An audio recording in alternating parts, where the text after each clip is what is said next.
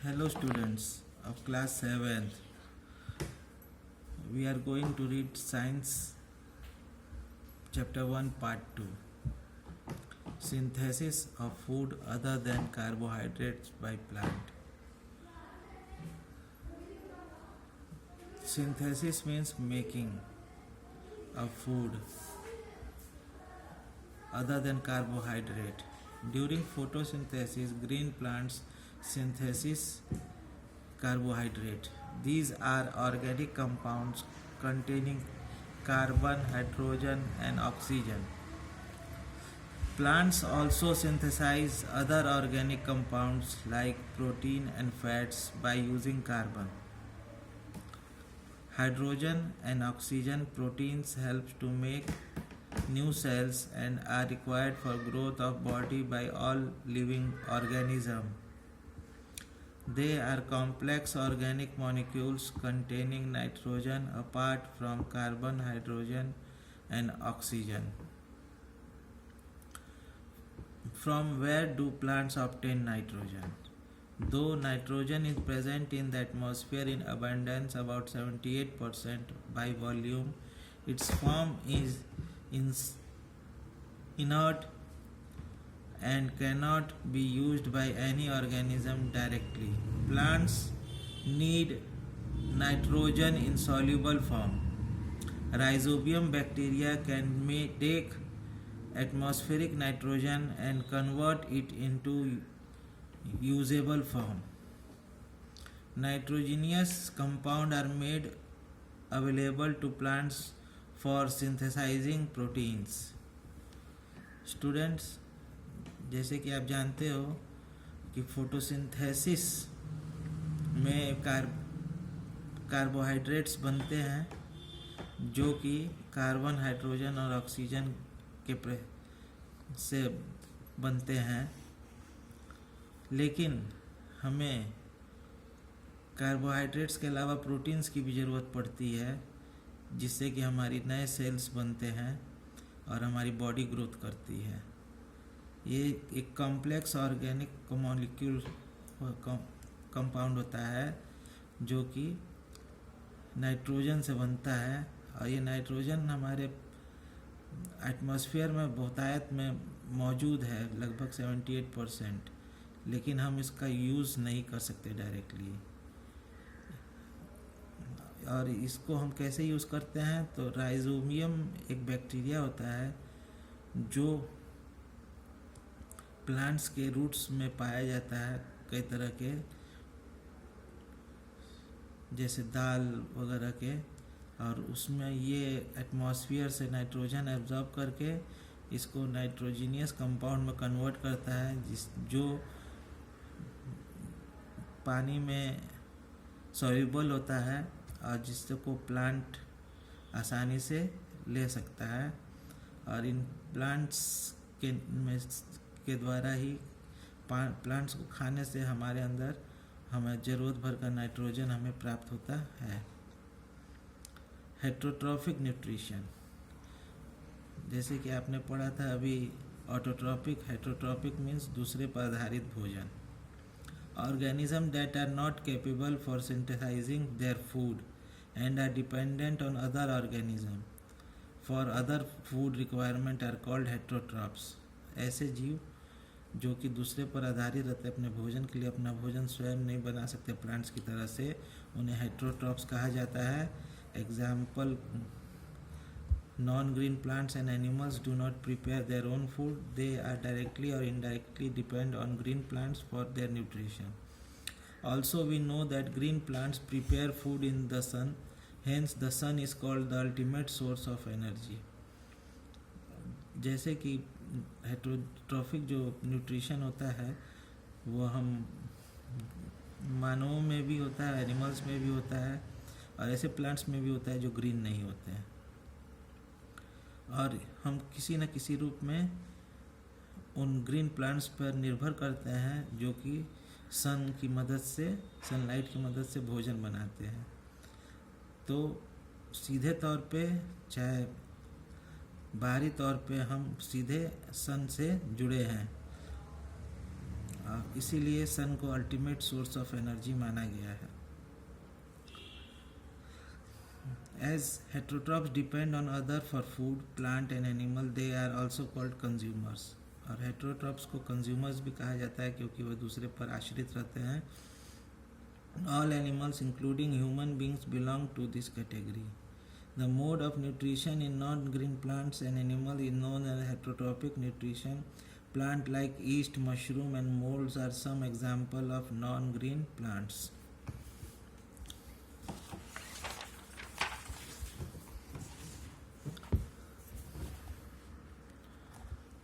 Heterotrophic nutrition in plants. Heterotrophic nutrition in plants are of following three types. First, saprophytic nutrition. These are shown in mushrooms. Some non-green plants which feed on dead and decayed organic matter are called saprophytes. कुछ ऐसे पौधे होते हैं जो green colour के नहीं होते हैं और मरी हुई चीज़ों पे उगते हैं, उनको saprophytes कहते हैं. Other terms used by saprophytes with the same meaning are saprophytes and saprobionts. Saprophytes secrete digestive juice on the dead and organic matter. Saprophytes जो होते हैं वो एक तरह का जूस, डाइजेस्टिव पाचक जूस डेड चीज़ों पर सेक्रीट करते हैं. It is then digested and converted into simple soluble form. The soluble and products of digestion are then absorbed by the saprophytes. जब डाइजेस्टिव जूस उस मरे हुए चीज़ पर पड़ता है तो वो उसको सिंपल सॉल्यूबल फॉर्म में कन्वर्ट कर देता है, जिसको saprophytes एब्जॉर्ब करके न्यूट्रिशन प्राप्त करते हैं. The mode of nutrition in which organism take in nutrients from dead and decayed organic matter is called saprophytic nutrition. और इस तरह के न्यूट्रिशन को सेप्रोफिटिक न्यूट्रिशन कहा जाता है जो कि मरे हुए जीवों से प्राप्त किया जाता है. Saprotrophs are also called decomposers. इनको डिकम्पोजर्स भी कहा जाता है. Some common example of saprotrophs are fungi like mold, yeast, mushroom and many bacteria. Fungi are more commonly seen grown during rainy season. Fungi को हम बारिश के सीज़न में आसानी से उगता हुआ देख सकते हैं. They are group of plants lacking chlorophyll. ये ग्रुप ऑफ प्लांट्स होता है जिसमें क्लोरोफिल नहीं पाया जाता है, मतलब हरा नहीं होता ये. So they lead heterotrophic mode of life. इसीलिए वे heterotrophic mode of life जीते हैं. Their body is made up of mass of very fine and cottony thread. इनका जो बॉडी होता है सेप्रोफिटिक प्लांट्स का, ये मास गूदेनुमा होता है और थोड़ा सा कॉटन की तरह से नरम होता है, रेशे से बना रहता है कॉटन की तरह से. कॉल्ड हाइफा, इसको हाइफा कहा जाता है.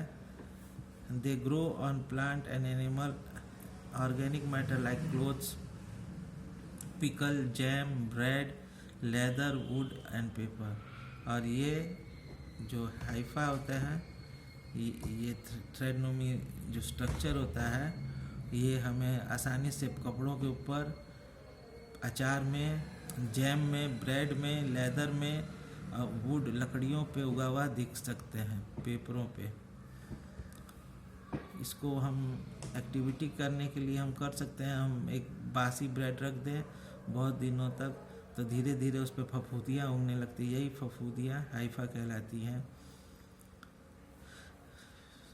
जो कि एक हेटरोट्रॉपिक प्लांट है. Parasitic nutrition second type of heterotrophic nutrition है.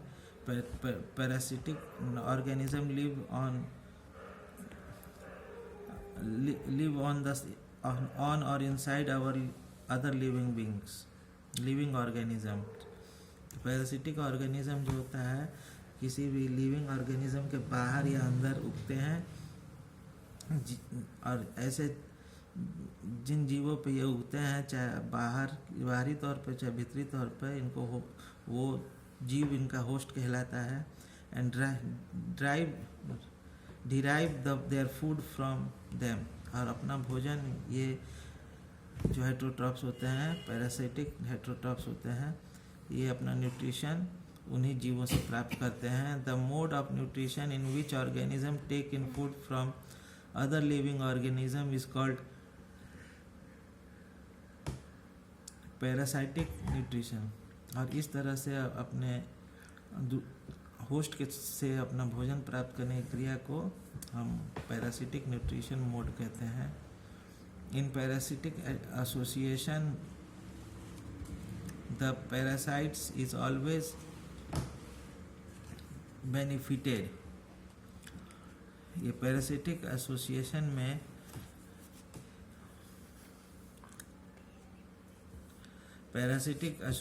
में जब पैरासाइट्स जिस होस्ट पे रहता है उसको क्या करता है, उसको किसी न किसी तौर पे सीधा या फौरी तौर पे फ़ायदा पहुंचाता है। जिस पे ये रहते हैं, जिसको ये अपना होस्ट बनाते हैं, उसको ये फ़ायदा पहुंचाते हैं। Whereas the host is harmed. और होस्ट क्या होता है, और कुछ होते हैं जो अपने होस्ट को नुकसान भी पहुंचाते हैं, जैसे Cuscuta on host plant, rust on wheat leaves. ज़्यादातर पैरासिटिक न्यूट्रिशन वाले प्लांट जो होते हैं, हेटरोट्रॉफिक प्लांट, ये अपने होस्ट को नुकसान पहुंचाते हैं। Insight parasitic fungi attack several crops, cultivated plants, ornamental and many wild plants, often causing serious disease in them. Rustus and Sumptus are common example. They are known as plant pathogens. Parasitic plant are of two type. Parasitic plant भी दो तरह के होते हैं, पहला total parasites और दूसरा partial parasites. Total parasites, this plants can not make their own food and derive all of it from the host on which they are totally dependent throughout their lifes. ये जिस host पे पाए जाते हैं, ये total parasites वाले heterotrophic plant, ये अपना पूरा भोजन अपने होस्ट से प्राप्त करते हैं और ये पूरे जीवन भर उसी पर आधारित रहते हैं। जैसे कास्कटा है, जिसको अमरबिल कहा जाता है, ये टोटल स्टेम पैरासाइट।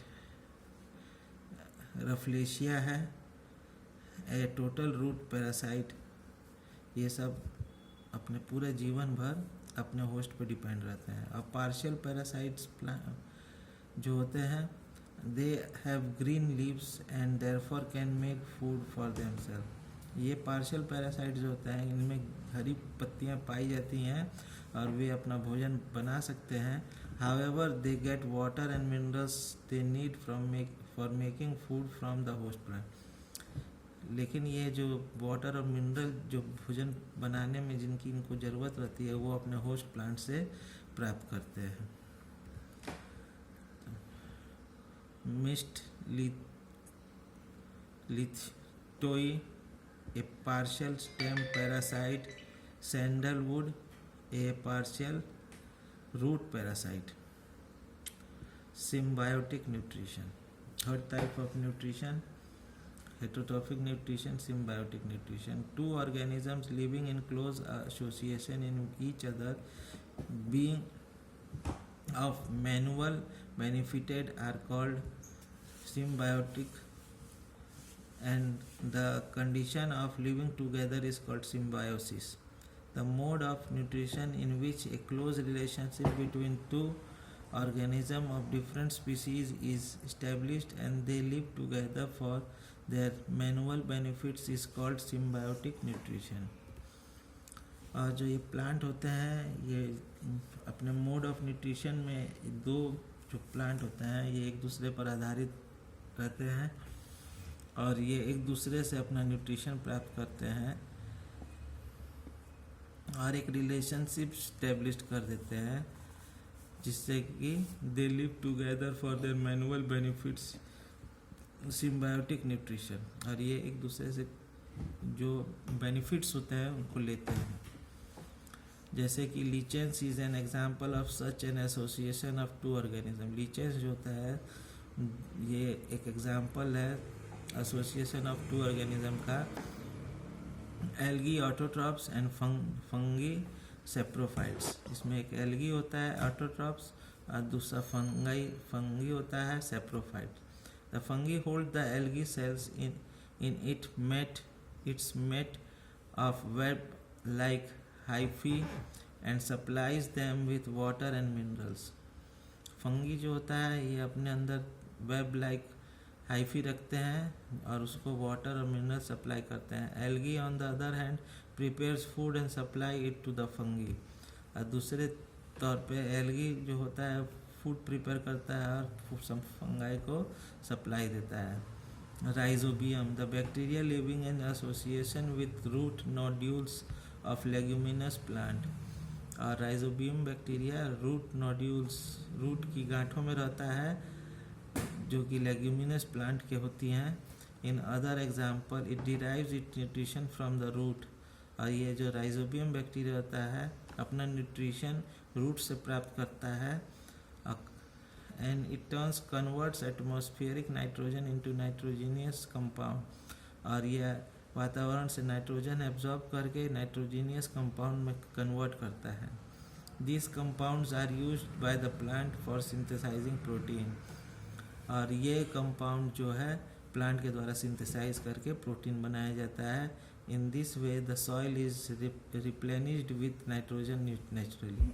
और इस तरह से सॉइल में भरपूर नाइट्रोजन घुल जाती है और भरपूर नाइट्रोजन सॉइल में मौजूद हो जाता है। इसीलिए खेती करने वाले हर फसल के बाद एक लेग्यूमिनस प्लांट्स की खेती जरूर करते हैं, जिससे कि जो भी नाइट्रोजन की कमी सॉइल में हो वो पूरी की जा सके। अब हम तीसरे वीडियो में जो बाकी का चैप्टर बचा हुआ है उसको रीड करेंगे। Thank you.